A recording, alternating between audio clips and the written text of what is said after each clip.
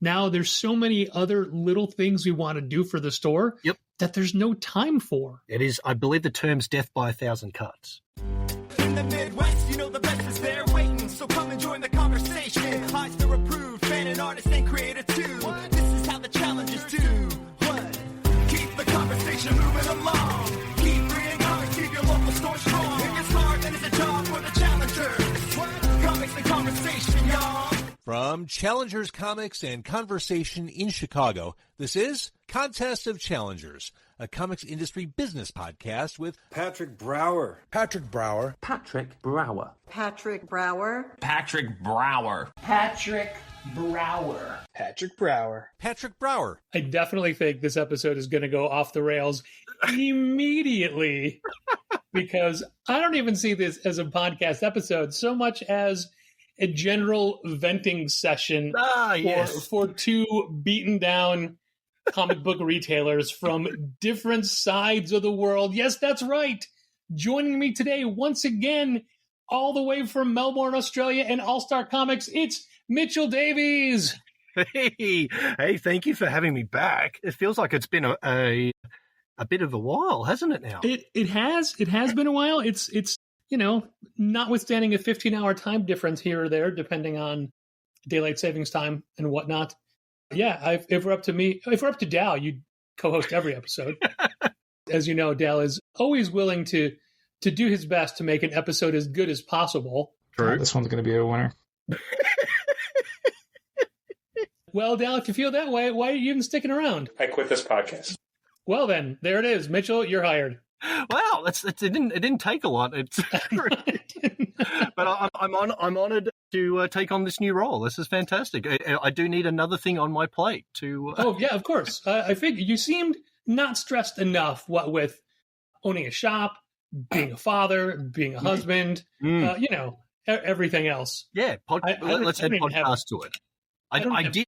I was previously on a podcast for many Radioactive Lounge. And Radioactive Lounge, thank you so much. And we used to have a good time on that until things started to really kind of kick off towards around the end of, you know, sort of the COVID period.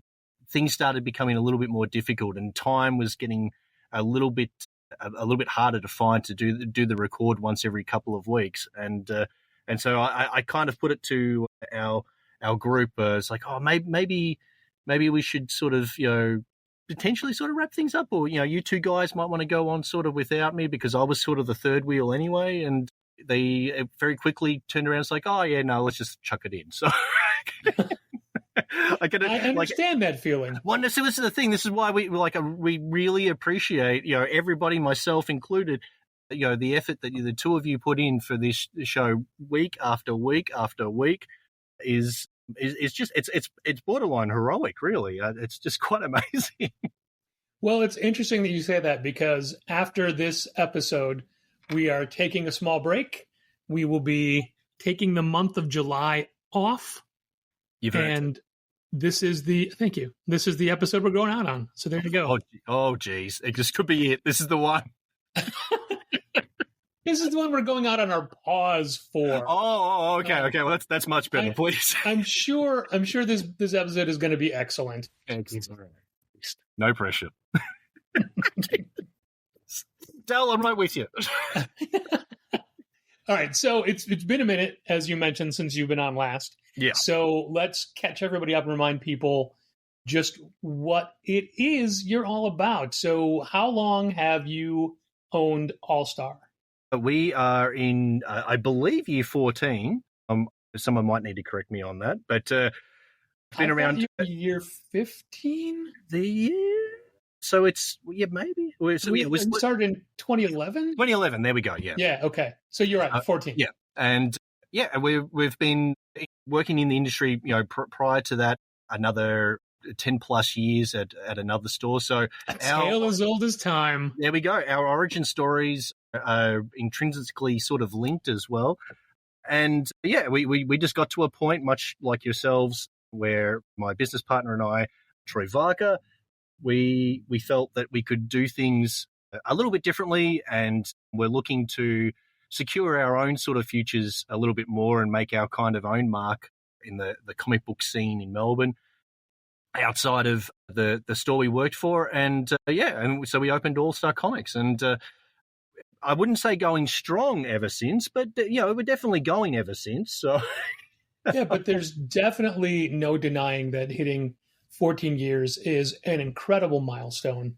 And a statistic that we were just made aware of on our 17th is that by the time you get this far into it, for us, 22% of businesses have failed. I'm sorry, only 22% of businesses survive up to 17 years. Oh, geez.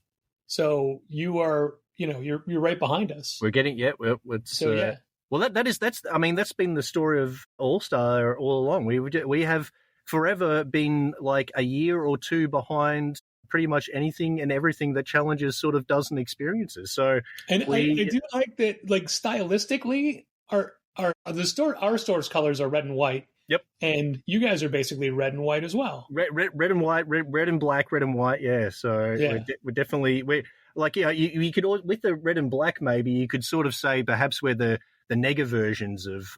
There you go.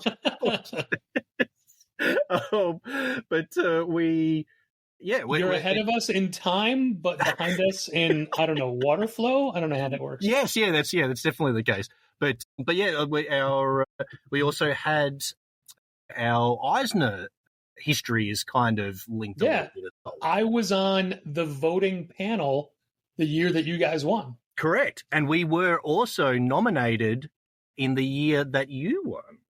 Yeah. So we got that was our first year being nominated, and then we lost graciously, I believe, to Challengers, and we're kind of like, look, those guys deserve it, shucks. We'll let them have it this year, and then we bounced back, and you cooked the books for us and got us the win the next year. So that was. I did not have to cook any books. It was a clear-cut win. Well, it was a pretty interesting sort of process, though, as well, that judging day, because we got to experience it the year after. Next year, yeah. Yeah, and that was really quite a surreal experience. Do you remember who the judges were when you were doing it? I do. There were a couple of people sort of from behind the scenes, I believe, at IDW that were kind of in sort of promotions and stuff.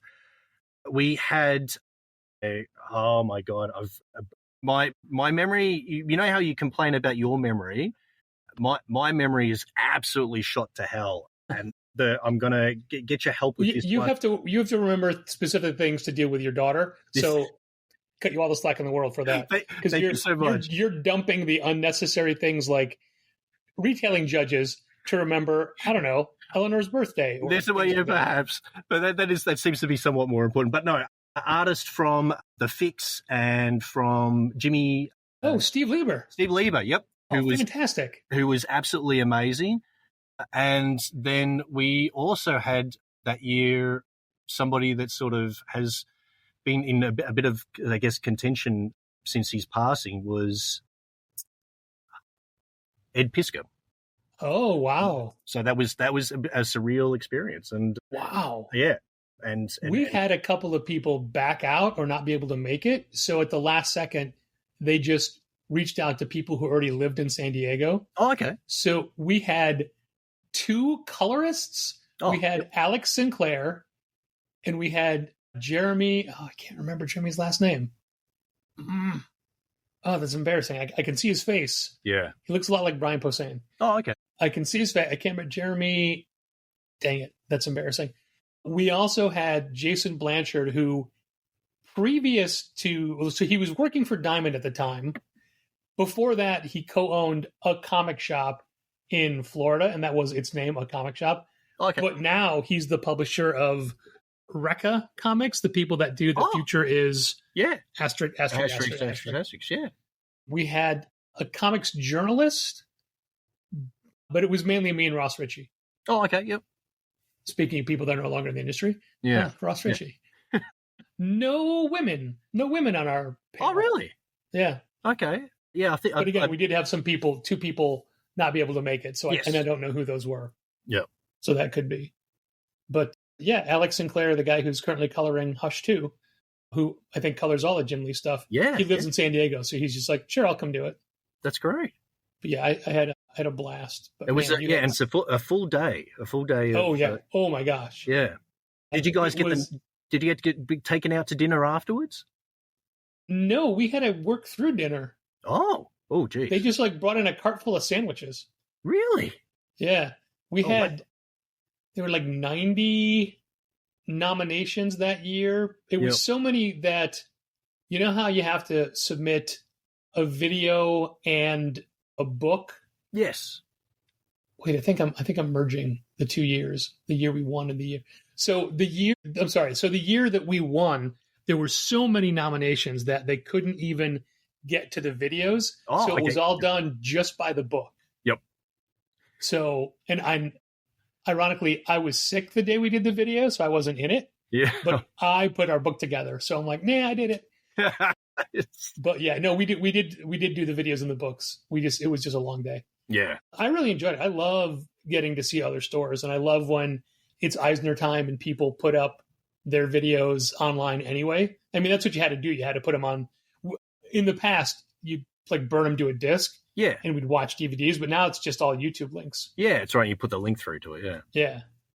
I'm amazed that because our our video for the first year, the year that you guys won, was it was a bit of a hack job, and it really, if it was going off, the videos at all, I completely understand why we didn't get the nod. But the following year we basically essentially used the same video, but went back, and my wife Melissa, who for many years and has only recently left the industry, was working in radio. Did basically added a whole like level of voiceover to the recording. Nice. And it made this thing 100% better, and then she also is pretty nifty with a little bit of editing sort of skills as well, and sort of just kind of chopped this thing apart and made it a little bit snappier, and it came together. And it still maybe not really award winning, but it was definitely definitely a lot better, I think, from the previous version of it. Yeah, but also award winning. Well, yeah. Now, I guess again, thank you to you, but it was a very unique time, and an awesome opportunity to the Diamond at the time kind of took care of us, which was quite interesting. They sorted some nice accommodation for us at a fairly cheap rate, very close to the convention center itself. Yes. And that was my favorite part, was being, they let us, because they used to get blocks of rooms in many hotels. Yeah. They're like, what hotel do you want? And I'm like, oh, the one right across the street. Yeah. That was amazing. Like, yeah, we would open our window and, from, I don't know, like the 17th or 18th floor, be looking down on the convention first thing in the morning, and it was just a surreal experience, just so strange. So, well, if it makes you feel better, you may not have won your first time out.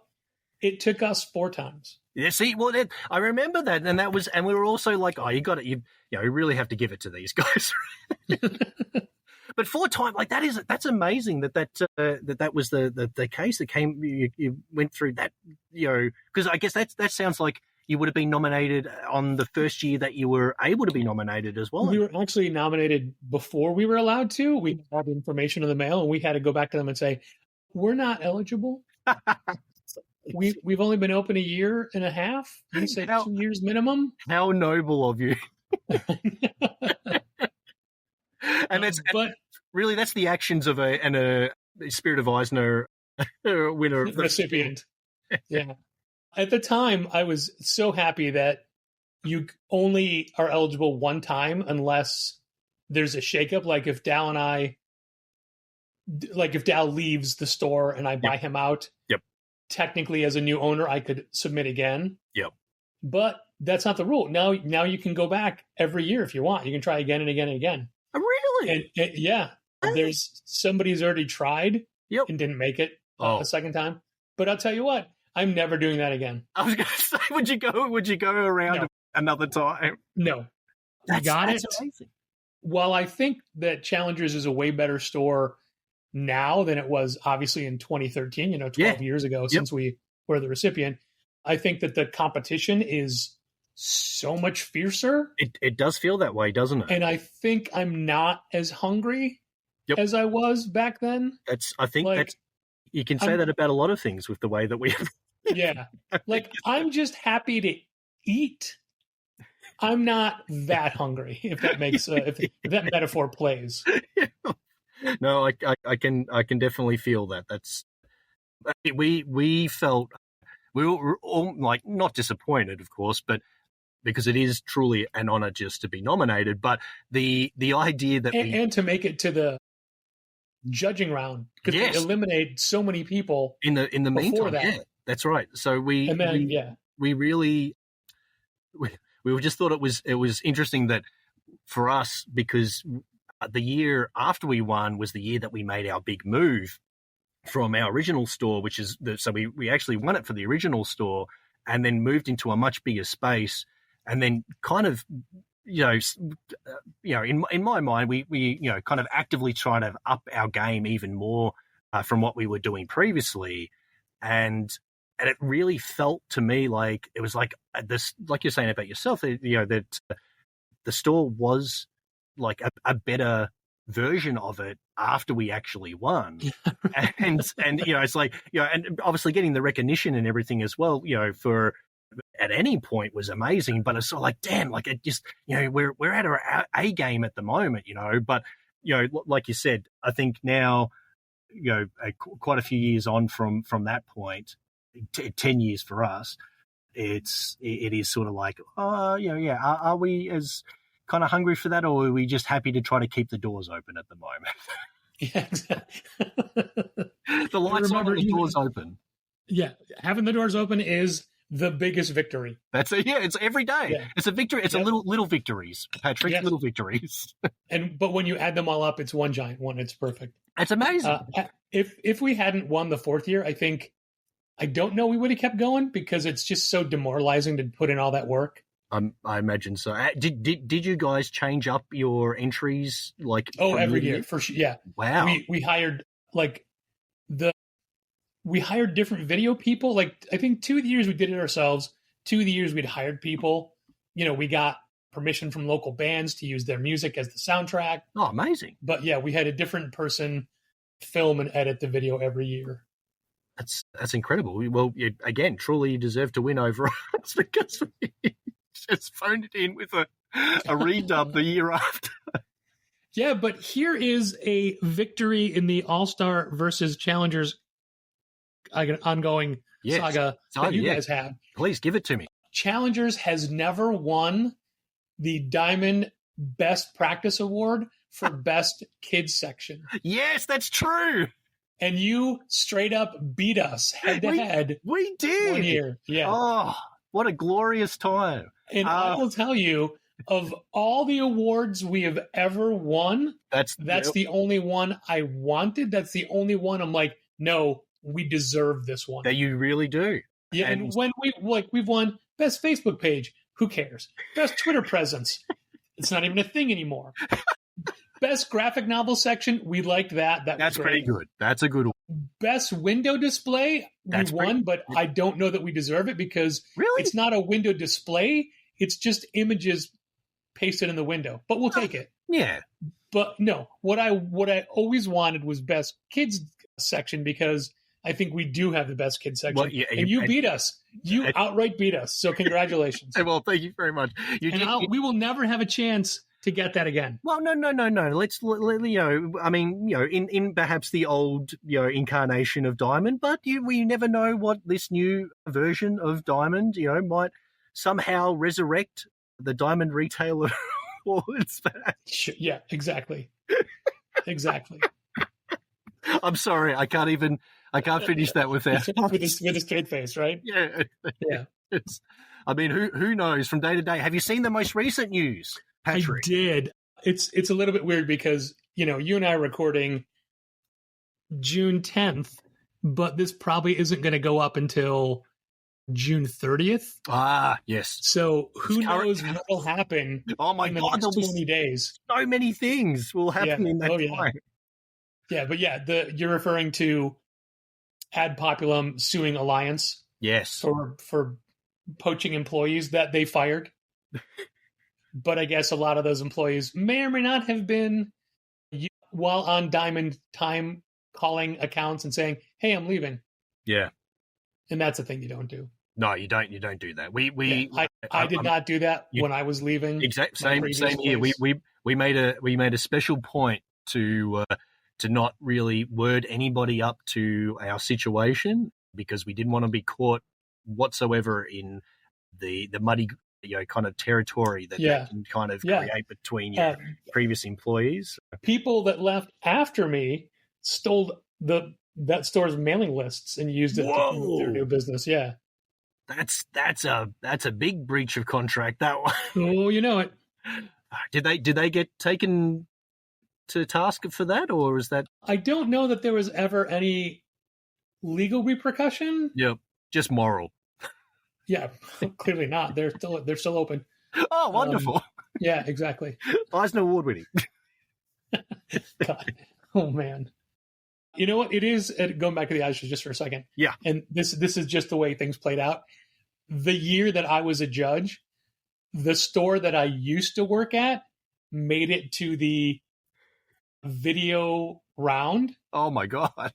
In the Eisners, but I did not have to do anything to keep them from winning. Really? Yeah. They were not a contender. Oh wow! Based on of course, on the quality of your store, but on the other entries. Wow. Yeah, it wasn't even like I didn't have to feel bad about saying I don't think they should win because I judged it purely on the competition. Yeah.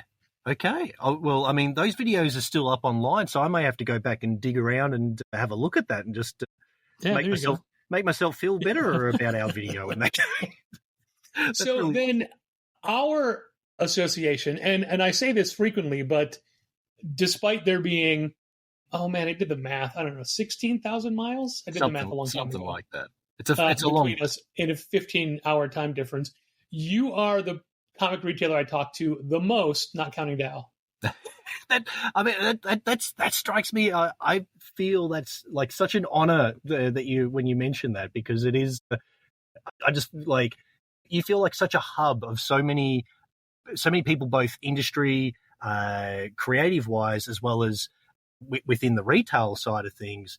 And I just imagine that you're like, I mean, we've spoken about it before about the idea about how other retailers have the time to spend on some of the retailer forums, kind of talking back and forth. But I kind of imagine, because, you know, you've put it out there that you're not necessarily overly active on those pages, but you do read them, and I'm very much the same. But I kind of imagine behind the scenes that, you know, people are dropping you, you know, little messages here and there, and, you know, asking, you know, your opinions on stuff, because, I mean, you know, just bouncing stuff, you know, whether it's having a bitch session about something, or, you know, a legitimate question about how, you know, you're looking at orders for different books and stuff. I'm kind of like, I feel bad. I'm messaging you all the time, right? Oh no, I welcome it. Whenever I'm answering a question for you or posing a question to you, it gives me the opportunity to look at it from a different point of view, or to get feedback from a different point of view. Yeah. And the few times that I have posted in a retailer forum with a legitimate, genuine question, no one ever really answers it. Yeah, I feel like I do get, I have a similar sort of feeling, and sometimes I feel that because everybody's experience, and this is the kind of one of the things that's, you know, it says a lot about the industry from the retailer side of things, and you've definitely mentioned it many times before, that, you know, there's one comic book, you know, a retail industry. However, there's 1,000, you know, how many stores are there? There's like 1,800 or whatever it is, different ways of doing the same thing. Doing the same thing, yeah. And it's so weird, because I recently posted on one of those forums in regards to people's the time that it takes for a certain distributor to get back to you in regards to damages and damage reports. And it was just, it's this weird sort of thing where it's like, well, I can only speak of my own experience.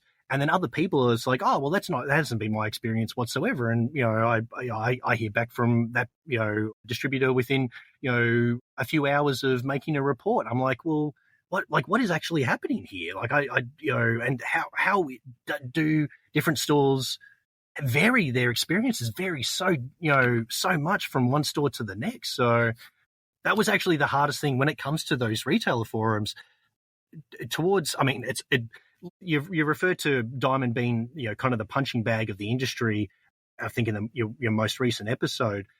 And I've always had kind of issue with the way that for the longest time, Diamond's kind of really had it sort of given to him on these retailer forums, where our personal experience has only ever been, for the most part, relatively positive.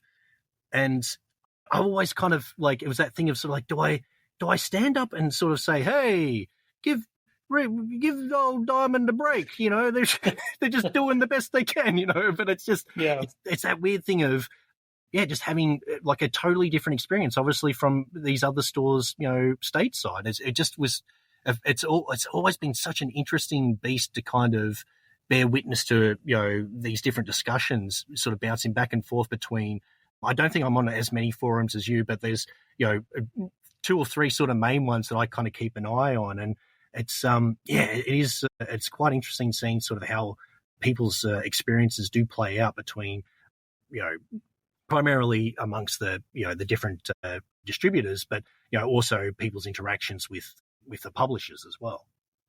Yeah, I think that, like you had mentioned, part of it might be the fact that you are so far away and have so many other hurdles to deal with while still using the same American distribution systems that we all use. Yeah. And I remember when I first learned that you didn't use like Diamond UK or whatever, I was surprised by that, but I don't know how Diamond distributes outside of America. So I never knew what was easier. And clearly that was the better situation for you guys. But now with, I'm almost going to veer away from the message boards and forums, because one of the things we've always talked about whenever we ask, like when the store asks a question, like, hey, we want to do this thing, what do you think? The results are almost always 50-50. Yeah.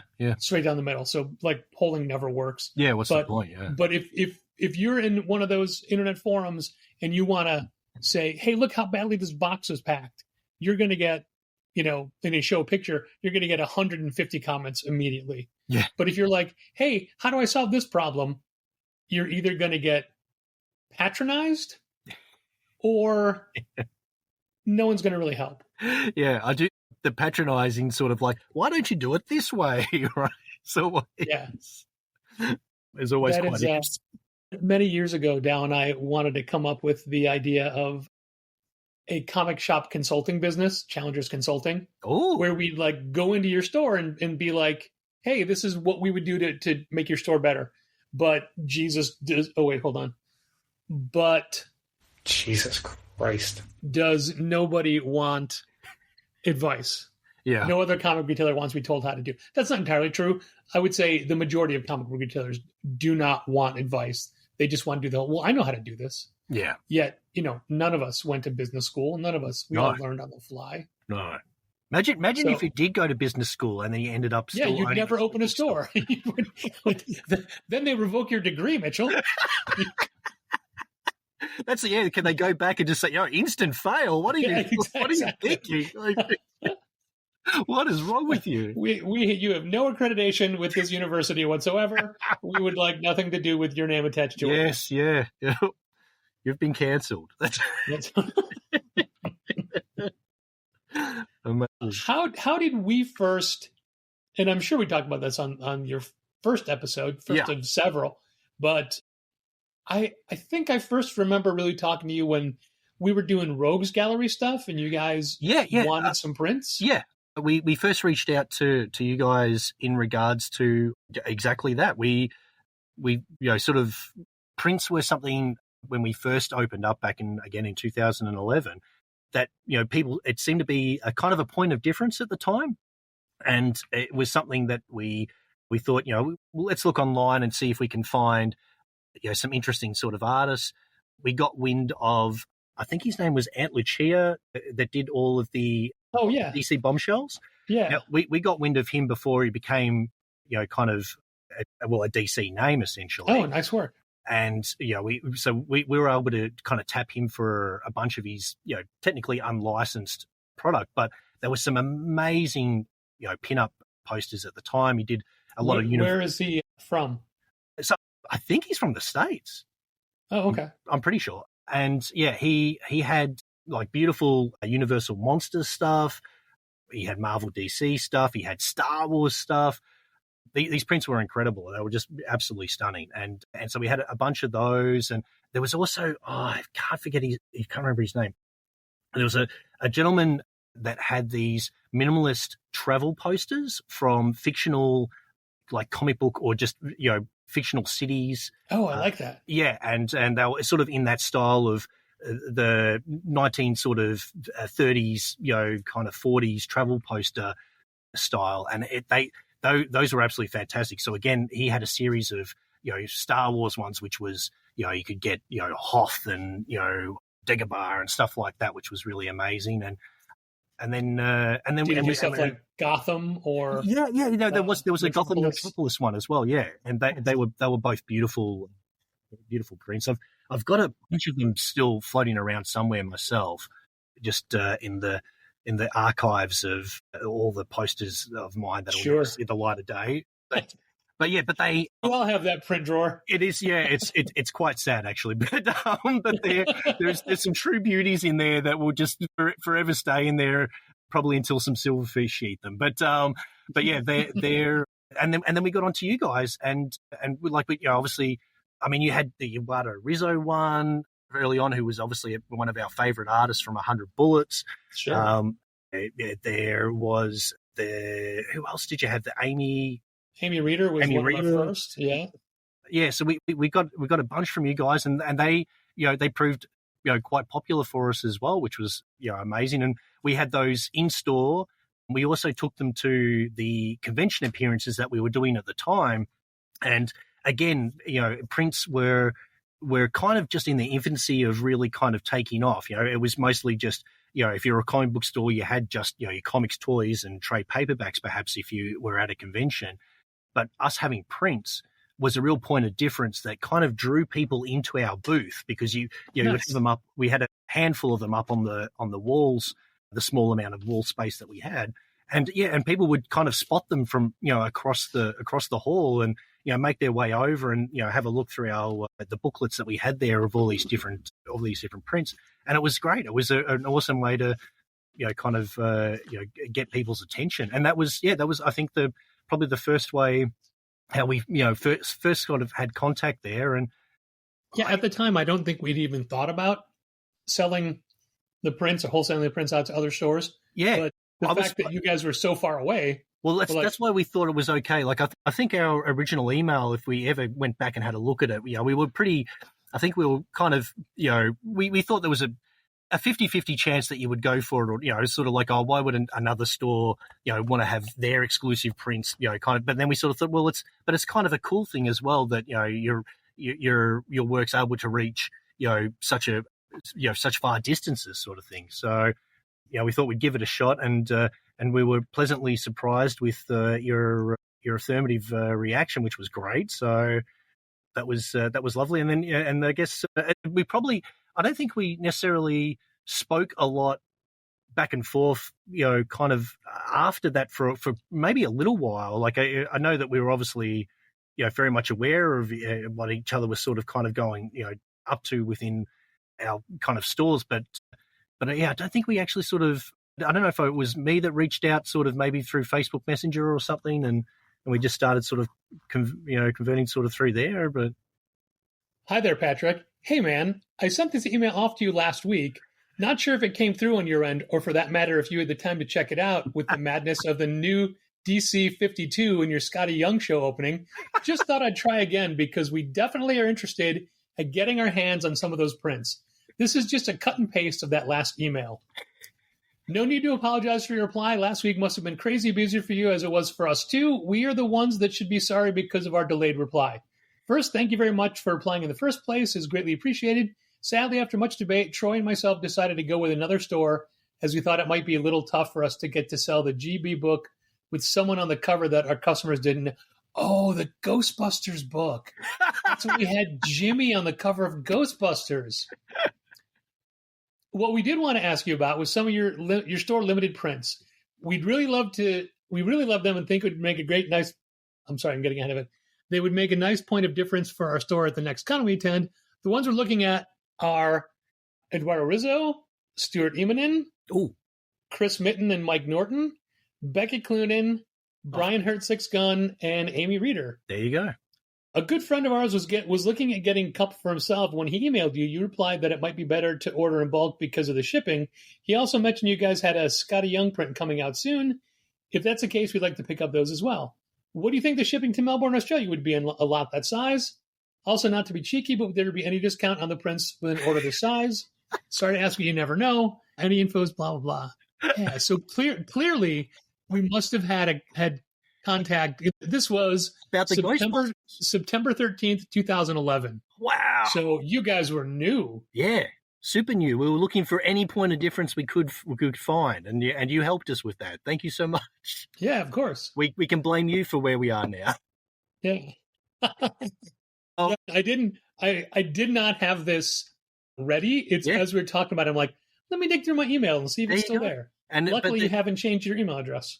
Yeah. No, we're very professional that way. Still running off Hotmail, so that's very. Yeah, but I mean that's the way to do it because you don't want to confuse anybody by changing it now. Correct. But yeah, Ghostbusters was a thing that we couldn't get outside of America originally. So I guess that may have been the first contact there, and then IDW's Ghostbusters, which is pretty amazing. So a unique point about that cover is ours is the only one that had a word balloon because it was our longtime friend Jimmy P.S. Hayes, who now has his own online store called Superpowers Comics, superpowerscomics.com. Yep. Little shout out for Jimmy there. But Jimmy was working with us at the time and really wanted to be on the Ghostbusters cover.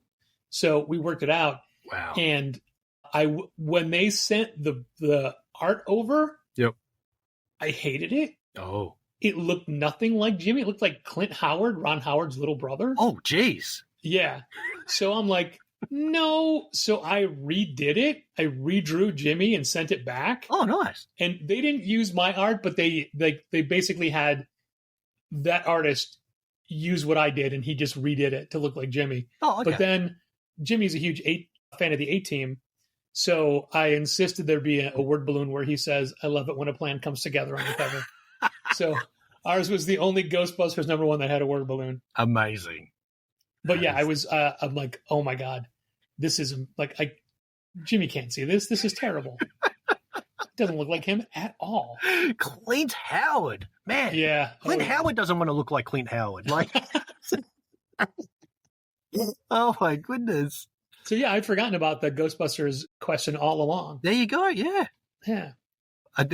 A funny little add to that tale was where we ended up sourcing those Ghostbusters initially from as well. May have been your old place of work. So. Oh wow. we only had to get them there for I think the first couple of issues before the international restrictions were lifted, which was definitely better for us because it was a situation where we did have people interested in it because there was a local creator working on the book. And there was a lot of interest, because of that person and their involvement in the book. And so it was something that we felt like we really needed to make the effort to make sure that we had. But that makes sense. It was very cost prohibitive, because we were, getting these things in at a not necessarily a regular retail wholesale rate. It was a slightly increased, but then paying kind of for that extra shipping on top as well was quite expensive. But those first few issues, we had to source sort of outside of Diamond at the time, which is an interesting thing, bringing it back to where things are now, where because now you have to source everything outside of Diamond. We do. So that was the next thing I did want to ask you is, can we talk about where you get your product from, and if there's anything that you like any secret places you have you don't want to talk about, that's fine. But like let's go through, because like you use Lunar for.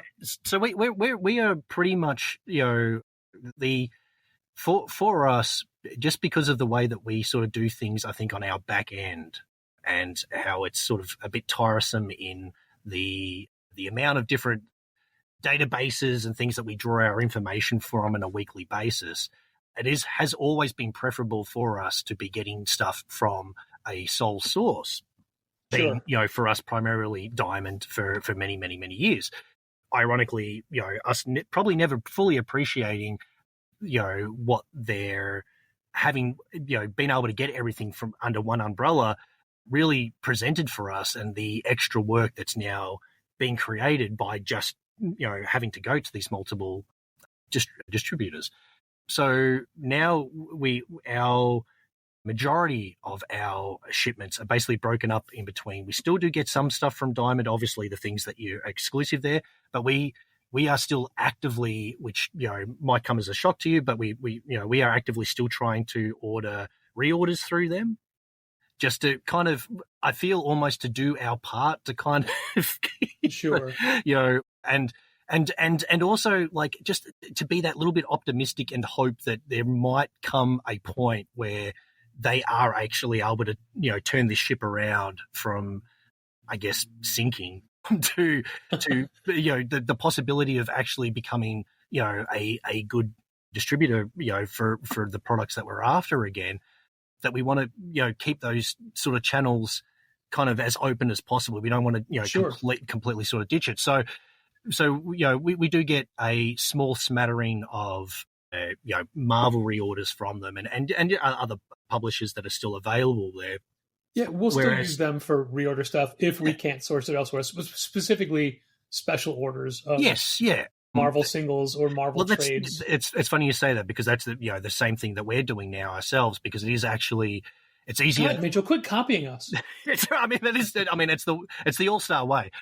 So we do actively do single issue reorders that we can get through Diamond. We do get through Diamond, preferably over, say, Marvel stuff from a PRH, because it's, what we've found in making the switch to taking our Marvel, Dark Horse, IDW, and now obviously the mangas and whatnot that Boom now as well, are now stocking, is that they're, and you and I've reached out to you with emails almost in tears of how they do their invoicing and how it's near impossible to make heads or tails of on a weekly basis, in that just I can't track like what's going to be showing up in any given shipment essentially. So it is easier for us to reorder a single Marvel comic from Diamond,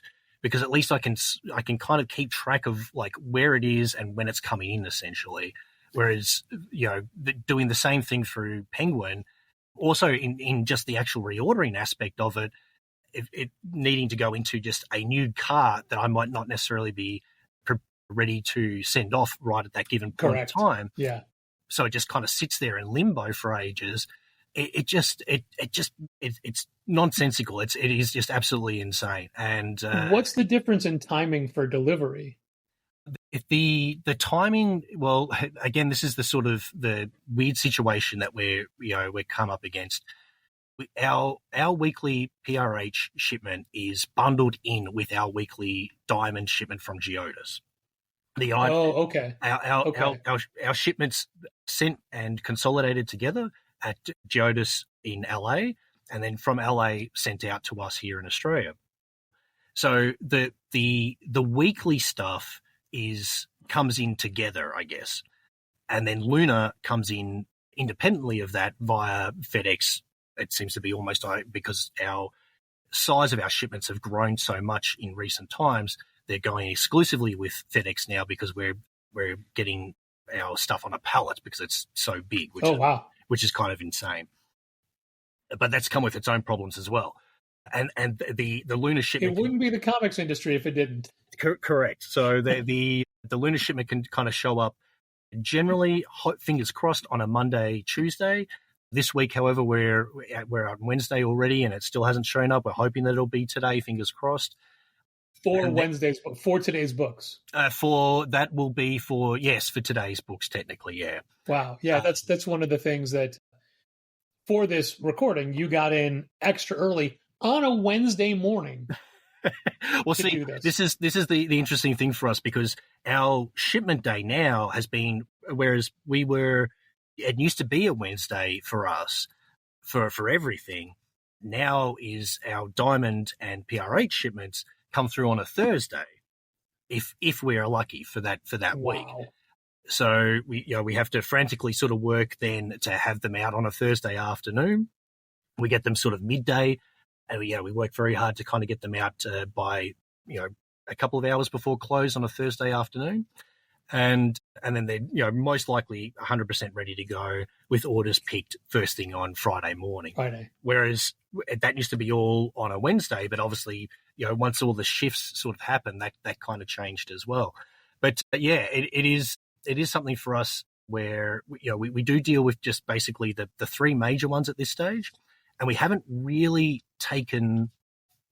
we haven't looked a lot at local distributors and what they kind of have available at this stage, which would be not for single issues, obviously, but just for graphic novels and trade paperbacks, but simply because of the matter of it just not having the time to be able to, kind of figure out, which publishers are at what, local distributor, and then, diving into that and, seeing, because their stock might not be nearly as good as what's available sort of from the US distributors, trying to place orders that may or may not, even get filled. So it's it is a very odd situation we find ourselves in at this stage, kind of bouncing back and forth between, the three major US ones, and now, the possibility of having to look sort of locally for stuff as well.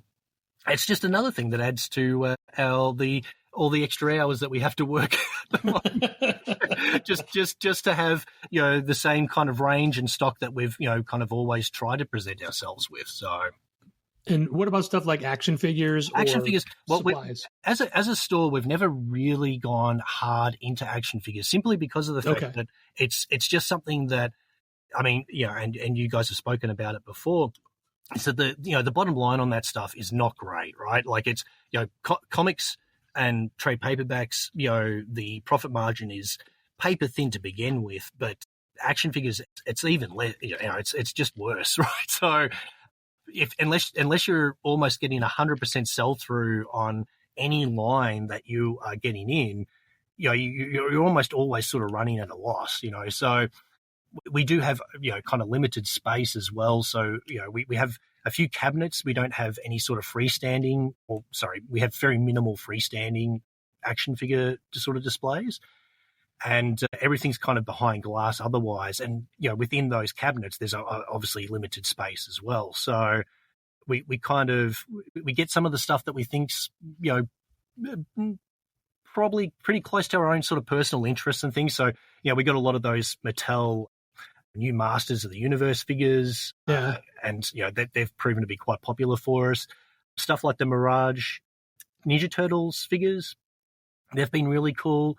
And then kind of because there seems to be a local distributor for Marvel Legends stuff, but we don't really deal with that group. We have kind of gotten what we can from Diamond previously, but again, that stuff that's also, and you guys have spoken about it as well, is just the availability of that stuff. And you put the order in, and it says that the order's been received, but is it ever going to get filled? We don't know. So most likely not. No, most likely not. And then it is a thing where we have a spattering of that stuff as well, and it does make it quite hard because customers come in and they're like, oh, can we pre-order this release and that release? And we're sort of like, well, look, with the action figures, single comics, trade paperbacks, not a problem. Action figures, we don't feel comfortable taking pre-orders for stuff that we can't say 100% that we're going to be able to. We just can't guarantee we're going to get them. That's it. So it's it is something that it is hard to sort of turn customers away when they're wanting to give you their hard-earned cash, but it wouldn't be responsible for us or fair to jot their names down for stuff when, you can't say 100% sure that you're going to be able to fill that order. So, that being the case, we're not the store that is the first stop for those kinds of items. Sure. And, and I guess it's probably too late at this point to suddenly shift our focus onto that as well. So we've always kind of stayed with the new single issues and trying to have a robust trade paperback selection as well as much as possible. Here's something I can admit on this podcast because A, Dad will never hear it, and B, it's not going to air until well after the fact. But one of the Marvel Legends figures that I desperately wanted for myself was Rom. Oh, yes. Rom Space Knight. And, of course. He's in the new line that is out everywhere now. Oh, okay. But we've never, Diamond hasn't given us Marvel Legends basically at all this year. Oh, no. Although we did just get a single, they've also, they started offering full cases or full cases of one figure, yes. Or you could order individual quantities, not necessarily full cases, yep. Things like that. But last week we did get the Andy Kubert designed Wolverine, like Wolverine from the black suit with the yellow slash marks on his shoulders. Yep. And so, but I mean, that's part of a full wave.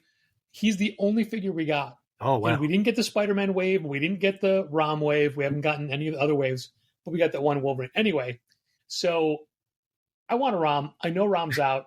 I'm like, I'm going to buy a Rom. And Dal said, why don't you wait to see just in case if we do get it from Diamond? Yep. And in my head, I'm like, my birthday is coming up. Maybe Dal is buying me a Rom. Oh. I don't know.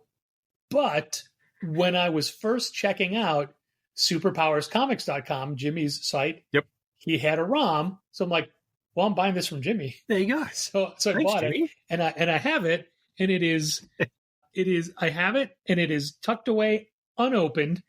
So just in case I do get a ROM from Dal, his will be the one that I open. Oh, that's very kind of you. Yeah. Look at you. You're thinking of Dal giving you a gift. That I already have. That I already bought for myself. That's incredible. Yeah. Now, occasionally, I'll be like, hey, is there any reason I shouldn't buy this Doctor Who Regeneration figure 2-pack set? And he'll say, no, there's no reason. Or I think once he's like, nah, maybe I wouldn't do that if I were you. Which means he already bought it. Because I don't usually buy things for myself within a month of my birthday just in case. Good move. But some stuff I'm like, oh man, I don't want to miss out on ROM. See, this is where again I think Challengers has got it one up on All Star, is that we gave up on birthday gifts long ago. It does make life easier not to do it. I'll tell you. Oh my God! Just having the time and the forethought, having the mental bandwidth, I believe the term is that people like to throw around there, to just kind of think about something outside of the million other things that you're doing from day to day regarding the store it's so tiring. So, I mean, you should really, the two of you should be commended on, the fact that you're keeping up such wonderful traditions as gift giving, because it is something that is legitimately difficult to do. I have Eleanor's birthday is in July, and it is a stress-inducing situation to kind of what do you get a 5-year-old, and her interests change literally daily, and trying to stay ahead of the curve on that one is just kind of nigh impossible, and also again just having the energy to kind of sort of look into it. And that's for a 5-year-old. So, if I'm being realistic, she'd probably be happy just getting her anything. So, when it comes to, an actual, say, my wife's birthday, that's something that, I'm literally pulling my hair out, right? Look, because it's what do I get her? She's a fully grown adult. I can't just get her, just anything. Right? We do birthday and Christmas gifts for all of our people. Amazing. And one of the things, excuse me, it's really been bugging me that Diamond has been so bad with merch, because I order a lot of merch from Diamond for gifts. And next up, Gina, my wonderful Friday coworker, Gina. Yep. Her birthday is also in July. And there's a ton of stuff that I've ordered because she'll go through Manage Comics and she'll look at comics. She doesn't go through the merchandise section of previews. And I can always find like, oh man, she's going to totally want this thing. That's cool. Which I won't say out loud just on the off chance she listens. But I have so many things on order that have not shipped. Yeah. And probably won't ship. Won't ship, yeah. And yeah, I mean, at least I know what they are and I can go try to find them somewhere else. That is, yeah. I mean, that's the situation we're kind of stuck with at the moment in regards to, we have a lot of outstanding manga orders with Diamond. Oh, yeah. And I mean, aside from other publishers, but primarily, stuff from Viz. And I mean, Viz is probably the biggest one that we're concerned about. Of course. And, we have, had a growing readership in our manga section, and we're always sort of expanding with new books. We're now at a point where there's books that have supposed to have been released, and you look up on the Diamond's sort of page, and they have release dates there, and it's your order seems to still be in place for said item, but the release date was a month ago or 2 months ago, and there's no update.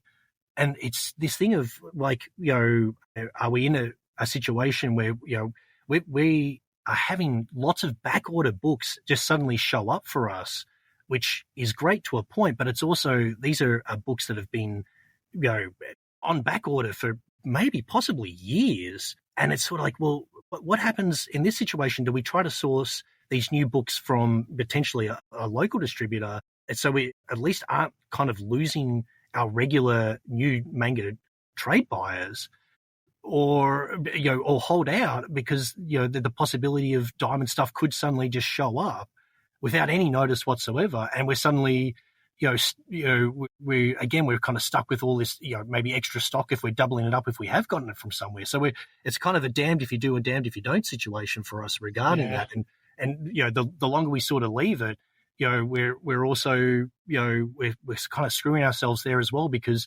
you will know from experience as well, manga buyers have absolutely little to no loyalty whatsoever. Yeah. When it comes to like, we, I will take that back just a step. We do have a couple of manga people that are regular ongoing orders with us that are absolutely doing their best hanging in there with us to stock them stuff. But they keep coming back to us like, oh, have you got any updates on the release of, such and such book and this book and this book? Because I'm kind of seeing it elsewhere. I really want to get it from you guys.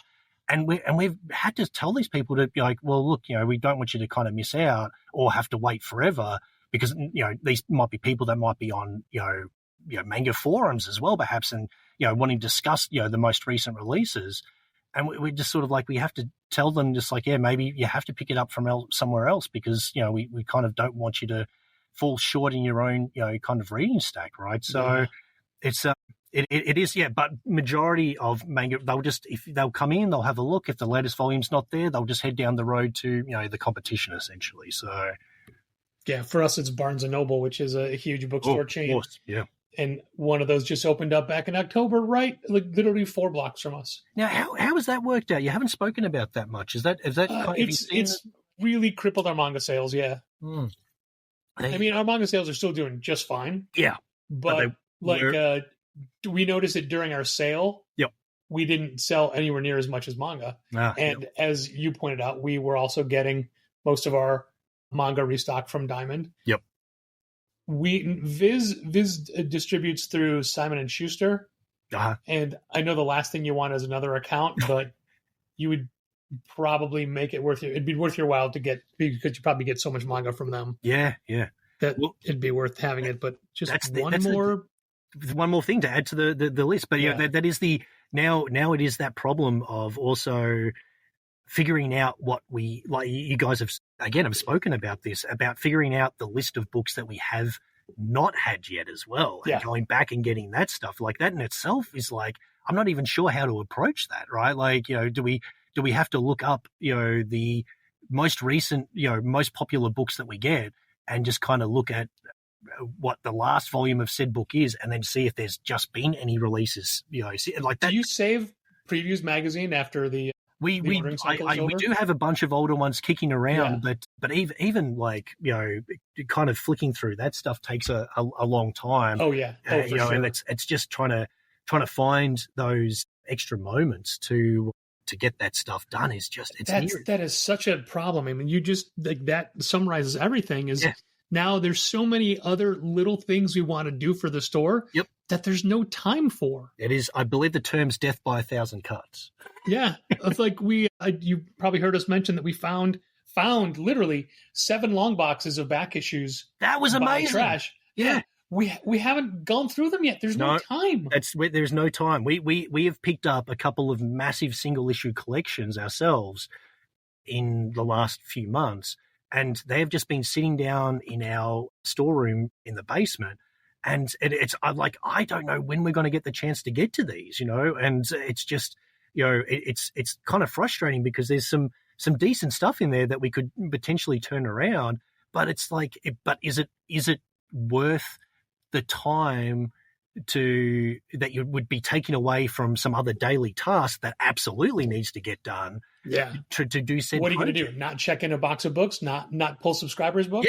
Yeah. Like you can't not do that stuff, right? So like trying to find the extra hour here and there, which in a lot of cases now, like I'm not sure how it's sort of been for you guys, but just trying to, because of the way that our week is broken up now with the different shipments, the 2 kind of major shipments, our week was structured around previously receiving majority and our biggest shipments on the Thursday, and our staffing was, kind of built around that as well. Yeah. Now that, funnily enough, that Lunar is by far our biggest shipment now, and that comes in on a Monday, Tuesday, or Wednesday, but we just don't have the staff. We're not in a position to kind of change our roster around to kind of reflect that. And that consequently basically stuffs up, the processing time of that shipment. So that, that shipment might take us 3 days to kind of work through from top to bottom. We kind of try to do it in sections where we would do the new single issues first, but and then the new trades after that. But then the reorder trades from that week, they might sit around for another couple of days before we get to the opportunity to actually getting them up and in the store, which is, in itself is just, I mean, you're losing potential sales there as well, right? Where you've got the product, but it's not on the sales floor. So it's not ideal, but there's no other way. No. And basically it's a situation where it's, sometimes things will just take as long as they need to take because there's just no more hours in the day unless you're, staying back, until midnight, kind of getting things done, which is, for me personally has happened a couple of times, recently, which is, is kind of somewhat demoralizing and, a little bit heartbreaking, but, these are the things that we do. It's the things we do because we don't know any better. We don't know any better. We are gluttons for punishment.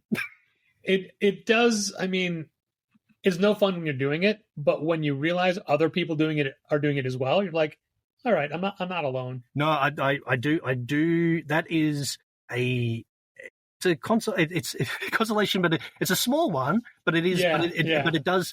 I think there is an element of sitting there and looking at a unprocessed shipment and needing to go through and we bag all of our books and then security tag the inside of the actual bag as a security precaution. And that in itself, obviously, is a very time-consuming, method of stocking our books. Yeah. But it's something we're kind of not willing to compromise on. And when you're kind of looking at boxes upon boxes of this stuff that you've got to sort of get through, it is, it is obviously frustrating. But you're sort of like, well, there is a whole industry of retailers doing kind of just this. Probably at the same time of day as as I am at as well. Just looking at the same problems and just bucking up and having to do it, right? Because it's just there's no other option. Do you take the security tags out when you sell the book? So the security tags stickers we stick them on the inside of the actual bag itself. Okay. So it doesn't actually touch the book in any way. It's attached. Sure, but it's meant to go home with the book. Yeah, exactly. So the comic is then we tape the comic into the bag. So it's just a standard current size or silver age size bag that the trades sort of fit into, with the security sticker sort of on the back of the bag there. And then it's the person sort of takes it home, and we sort of see it as an added bonus, I guess, because a lot of people keep their trade collections in these bags when they get them home, just to keep them in good nick, right? So they'll take them in and out of the bags if they kind of take care of them. And it's just I guess like a small added bonus of trying to because at this point in time there's people that don't collect single issues, but they do collect trade paperbacks and want to keep them, as in a good shape, mint as possible. That's right. So this is just a little thing that we can kind of add to that process for them, I guess. Last Tuesday, I was on Instagram and I saw that John Hendrick from Big Bang Comics in Dublin was doing a live video going through the new books of the week. Awesome. And I looked at the clock. I'm like, wait a minute. 10:30 p.m. for him. Yeah, still in the store, still in the store, putting the books out and getting ready for a new book day. There we go. I should definitely tune on John's channel there, because that might give me a little extra boost when working back late as well. Yeah, it's pretty funny because I don't work Tuesdays anymore ever since we stopped getting Tuesday deliveries, and I was just like stepping on Dal's toes, waiting for stuff. Like we used to go pick up from GHOSTBUSTERS here in the suburbs of Chicago. Yep. And then Diamond stopped allowing that. That just went away. Oh, yeah. So it's like, all right, well, we'll wait for UPS. UPS is totally random at any point during the day. Oh, jeez. And then it became such a little amount of product from Diamond and everybody else we'd already have. Yep. So it's like, all right, we don't need me on Tuesdays. So I no longer do our weekly release videos for Instagram like Dal used to do on our own, but now Dal's been doing them for a while. Yep. And you can tell when he's filmed one like an hour later than he wants to, because he's just so defeated. I mean, I shouldn't laugh, but I mean, again, maybe I can laugh because Dal won't listen to this, but it is, but I do, like, I absolutely feel that, because I like, some of his recent ones, I when you guys were having, your troubles with the lunar shipments there, as much as we were. And there was the one where he laid down on the ground and I thought that, like, I need to do more of our videos from the ground, because there is something comforting about seeing somebody just kind of so distraught and broken in the same way and for the same reasons. Because I think, like, literally those same weeks that you guys were having all of your troubles, we were having some major issues with Luna as well. And your issues were way worse than ours. Yes and no, I guess, because I mean, you guys were having new stock, kind of completely missing. We were having, funnily enough, it was mostly reorder stock of trade paperbacks and whatnot that were kind of getting completely and absolutely, put through the ringer. And this was the first few weeks of us moving to this pelleted shipping from which should be safer because they're all wrapped. Well, that's the theory, Patrick, and that's what they assured us was the situation.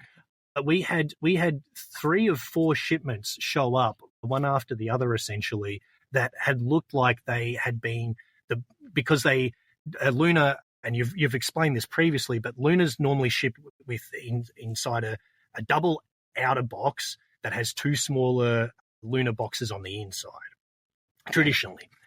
And when you have a pallet shipment, we found out the hard way is that they don't do the outer boxes anymore. They think it's safe enough. They think it's safe, so they only do the inner boxes, which in recent times as well. I don't know if you've noticed, the quality of those inner boxes have also kind of dropped a little bit. They're not quite as sturdy as they used to be. Yeah. And we had some, like, I don't know if I actually sent you the photos or not, but some of these boxes looked like they had been impaled by forklifts. They looked like they'd been driven over. Like it was like frightening. And they when the FedEx guy was showing up, dropping these things off, bringing them into the store and dropping them in, they were almost actively trying to hide those damages from it. Like they would turn the boxes, in a certain way, and we're like, and then we're inspecting them. We're like, hey man, this box is this is definitely damaged, right? And like, oh, and so then there's this awkward thing of you receiving the shipment, saying that you've received it, and like, well, you have to say that this shipment has been, it's been delivered, but it's been delivered damaged, So, and then we had a number of these in a row, and then we had one where there was like 3 or 4 boxes just missing, entirely just gone.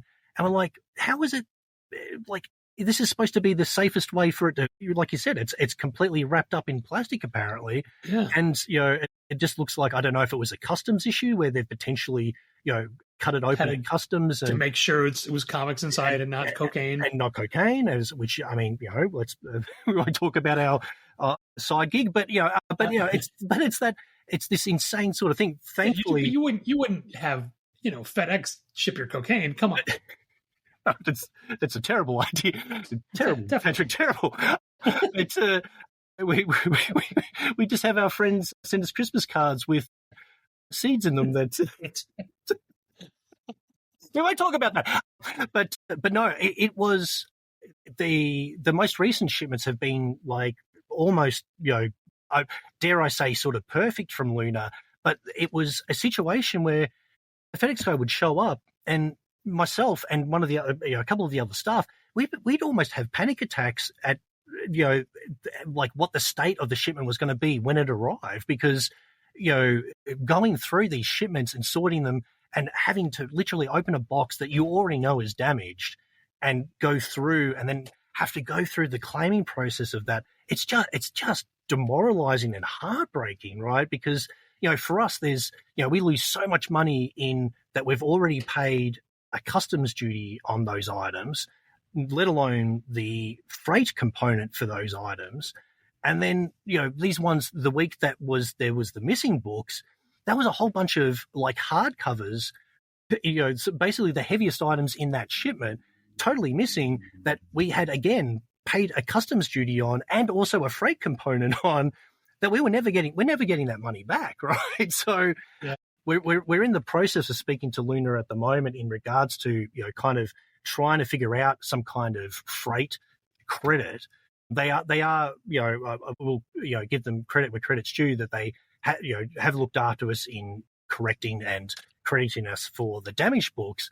But yeah, the loss of money that an international store cops because of the freight component on damaged stuff is just, it's astronomical, So it is one of those things that it was like, creating a panic attack amongst, the team when, this thing would show up, because we're just like, what are we going to be dealing with this week? So, and again, that thing of you saying, the UPS show up whenever, it does, we're in the same boat of like, these stuff will, FedEx will show up whenever it wants, and it'll also show up whenever state it wants as well. Jeez. So yeah, you're hanging on by a thread almost, every other day, waiting for this stuff to kind of walk in the door. Whereas again, going back to the Diamond days, we definitely got damages from Diamond 100%. That that definitely would happen, but it would only be on kind of rare occasions that you would see severe and significant sort of damages to the outer boxes and things like that. Like normally they would arrive, it would be sort of like an internal sort of damage that's obviously happened maybe at the point of packing or something like that, or the books themselves just being damaged in the warehouse. That the damages would kind of come from that. So kind of significant sort of damages in that fashion. We never really had, in the 14 years of dealing with Diamond, we never really had that sort of happen so much. So again, that was just another thing for us to, kind of really lament this current situation with, losing, Diamond as a trust, kind of trustworthy distributor, is that, it's just another stress-inducing, element that we're just kind of going to live with now. It's like, oh, the Luna shipment, will it show up in, perfect nick, or will it be, something that we, are going to cry ourselves to sleep over? I don't know. I will say that one of our UPS drivers is very fastidious about the quality of the boxes. He'll be like, hey, this box has a dent in it. Do you want to refuse it? Wow. No, we never want to refuse it. We need the stuff inside. Yes. But last week we had a bunch of damages from Lunar and we reported them, and Lunar's like, okay, we're pretty sure this is a shipping issue. Can you verify that it's a shipping issue? You mean that FedEx damaged it? That they were damaged they were damaged in freight. Like, I cannot verify that. Okay, but you said the boxes was dented. Yeah, the inner boxes. The outer boxes were fine. We're fine, yeah. The inner box was dented. The outer box was not, which leads me to believe it was not a freight issue. Yes, yeah. That's quite funny. Did that happen for you like last week's shipment? Just last week, yeah. Last week, we got the exact same thing. We got the same message from Lunar as well about like the damages that we had for that. Like it was just sort of like, we're just trying to determine if it was in transit that it happened. That's quite interesting. Maybe just on that given week, FedEx or whoever, or UPS, whoever it was shipping through, they were having a particularly bad week or something. They were just yeah. But we had exactly the same thing. They did say, and we're like, no, these were kind of internal in the boxes sort of damages. That the external boxes looked like they were, for once in recent times, actually fine. So it was kind of an awkward line of questioning that it was like, are they? Yeah, it's like, I don't feel comfortable blaming other people. Yeah, and it's we don't want to point the finger, but it does seem like it's maybe somebody in your warehouse that's not doing it. It is particularly frustrating when we do receive books for us that you have clearly creased corners that have obviously not happened in transit, that have those books have absolutely gone into the boxes with those damages, and yeah. And when that happens, I don't think it's malicious. I just assume that the warehouse staff that they use is not necessarily comic fans or trained in it, and they don't notice it. Yeah, it's funny, but to me, surely, as a bare minimum of the training of your staff, the people that are filling these orders, that there should be a level that if they see a book that sort of that it should be pulled out and then not filled into an order, because why does it become a problem on our end when it should be something that should be addressed before it even leaves the warehouse, essentially, right? So it is, it's a very interesting and frustrating element of receiving those damaged items, that's for sure. Oh, and don't get me started on PRH damages. Oh my God.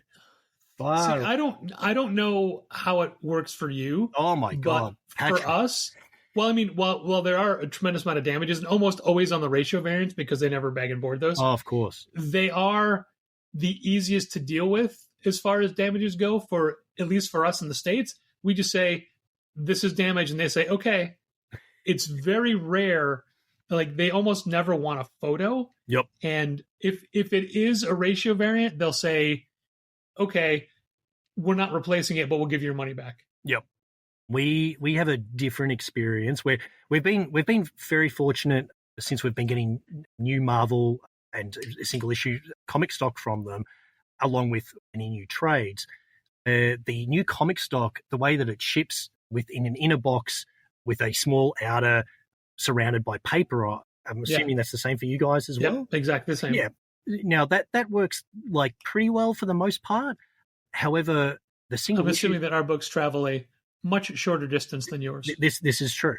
But and the boxes, funnily enough, because they are actually a lot smaller in size, theoretically they're probably easier for people in the shipping component to actually probably throw around a lot more as well, which is a bit scary, rather than sort of take care with the placement of them. But the single issues, knock on wood, for us have been relatively solid with kind of minimal damages in our recent, first, kind of 5 months dealing with them. We've had a couple of ratios here and there damaged, but not so bad with that. The new trades, we've had a bunch of damaged stuff, which again, it looks like it's, kind of gone into the box damaged and not happened in transit, which is obviously very frustrating. But then the reorders from Penguin, oh my God.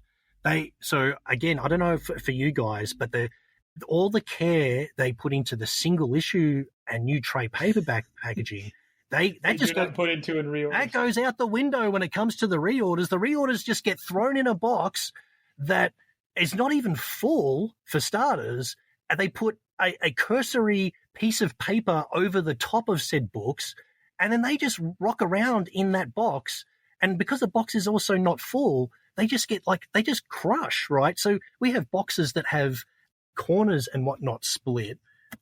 It's just like, we have these boxes show up, and like I'm seeing the inside contents of this box with trades kind of wedged inside other trade paperbacks with no doubt crushed corners and spines and all sorts of things. So then, we just had a big Marvel reorder last week. Going through that, there's, I dare I say, like almost like a 5% to 10% sort of damage rate on that stuff. That's bad. It's real bad. And then, the Penguin also have a thing where your claims portal through the website, Diamonds, previously was fantastic. You just kind of put it in, and if they thought there was an issue that it was too much stuff, they would give you an email and say, are you able to provide some photos for us and with a bit more detail, and that's fine.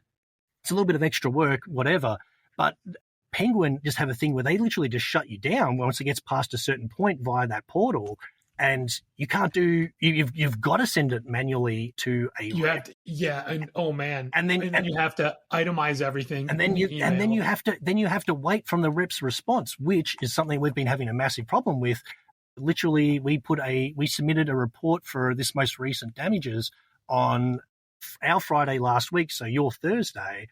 And we, as of Tuesday, our Tuesday yesterday being your Monday, we still haven't heard a reply on that stuff. Oh, man.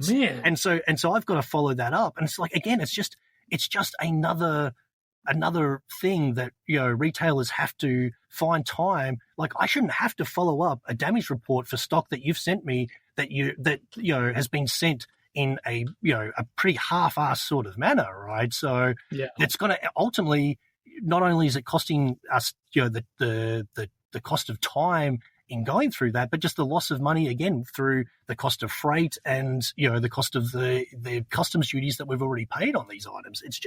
It's never ending, right? So nope. No, but there you go. Venting. That's what we're here for. That's what we're here for. I do want to touch on the social media aspect of All-Star, because I think you guys do great videos, great bits, great skits, great posts. Well, that's very sweet of you to say. I really enjoy them, and there's a level of editing craft that I don't even know how to do. But you guys have a lot of fun props. You've got a lot of fun concepts. Yeah, and I'm always jealous. So that's we see. You watched that Thunderbolts movie recently, right? Yeah. And now you said that you fell asleep during it at one point, didn't you? Yeah, I fell asleep the first time I saw it because it was we were setting up. That was the day that we taught all those. Oh, the kids. That's right. Yeah. Yes. And then went right to the store and set up for Free Comic Book Day. Terrible So idea. I was wiped out. It had nothing to do with the quality of the movie. But you end up liking the film? Yes, I did. Yeah. Yeah. See, I really enjoyed it. Myself and my wife got to catch it last week, and nice. and it really spoke a lot to us about a film about a superhero film about mental health.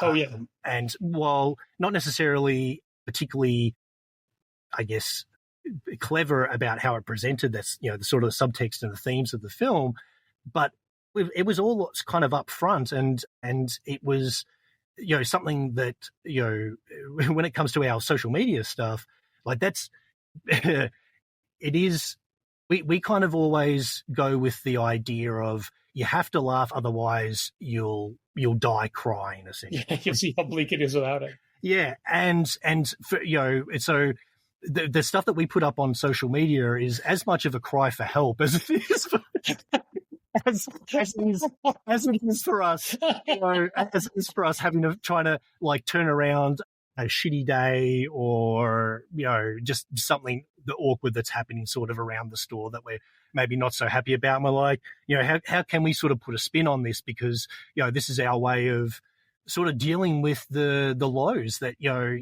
kind of thrown at you what now feels like almost a daily basis, right? So, and if we can if our ridiculous, kind of nature and approach to that stuff, puts a smile on other people's faces, that's quite wonderful for us, right? And we get a real kick out of it. So, we don't do, like, I think you guys do a masterful job of promoting, the products and the events that you have in the store.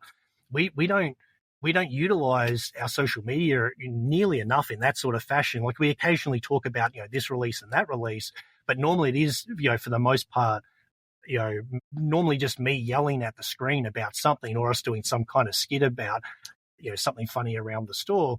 Yeah, but that's what gets more interaction. When we talk about a specific book, yes, we get zero reaction. Yes, no, that is the same with us as well. But I guess those posts as well, like, I'm kind of okay with the idea of them getting less traction, simply because the people potentially that are putting in the time to give it a little like or whatever probably are actually getting something out of it, so they might actually take you up on it, whereas the interactions that we do get via a post of us doing something silly, and that's just kind of fun for fun's sake, is probably not going to actually necessarily result in somebody stepping through the door so much as it is them just I guess a way of keeping in people's in the zeitgeist of their lives. It's keeping All Star a little sort of nod there for them, that they might eventually, like, hey, I should go check out that store. We have had a couple of people come through and just like, oh, I saw your stuff online and thought it was a lot of fun, and I thought I'd come in and check it out for myself. But that's kind of few and far between. So we don't necessarily see kind of a lot in the way of sales motivated kind of buyers from that stuff. Reaction from it, sure. Yeah, but it's not necessarily, like, you sort of said, that's not kind of the reason we sort of do it. It's probably more for our own mental health.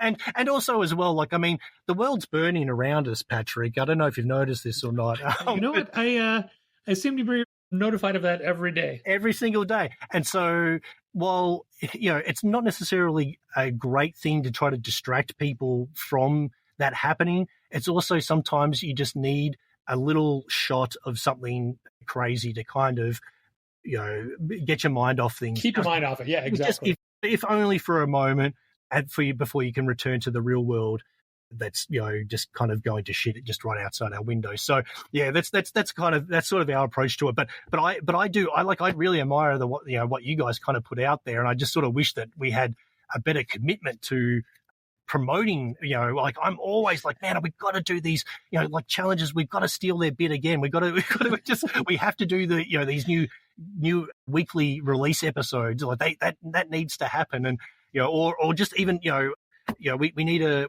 podcast to, maybe talk about this stuff or something. Right. But again, it's just, it's finding the time. It's very difficult. Yeah.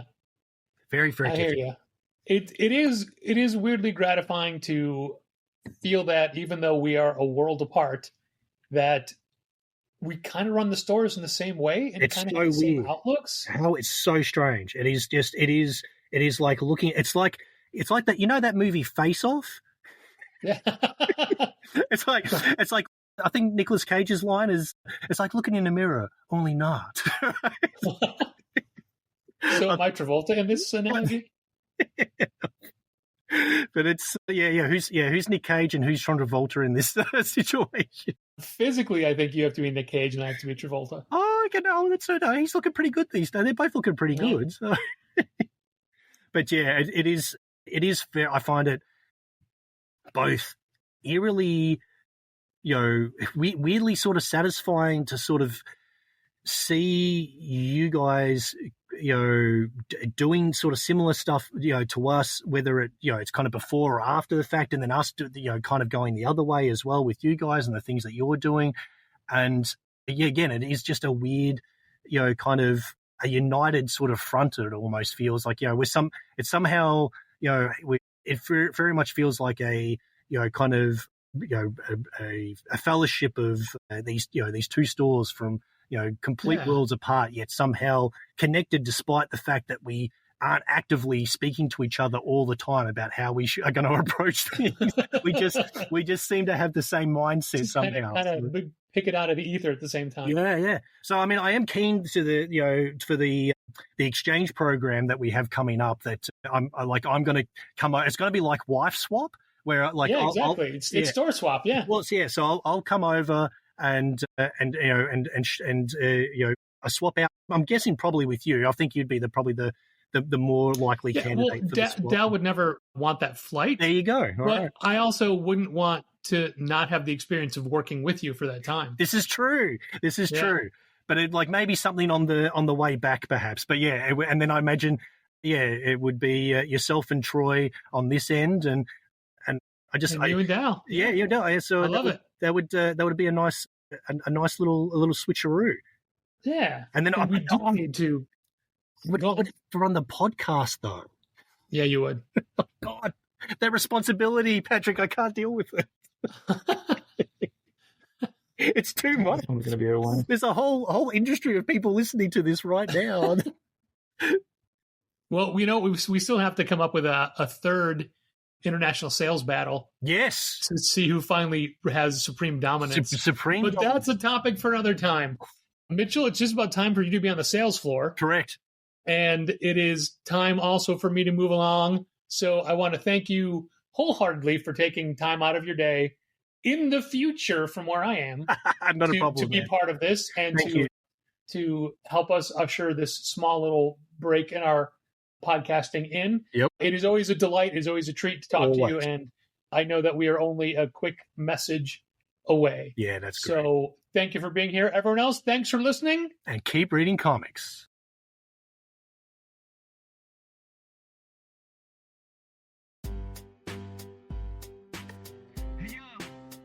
This has been Contest of Challengers. Thanks for listening. Keep reading comics.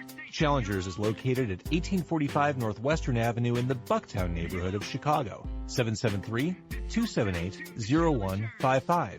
Keep up to date with new releases and events at challengerscomics.com. And help fund this podcast at patreon.com/challengers.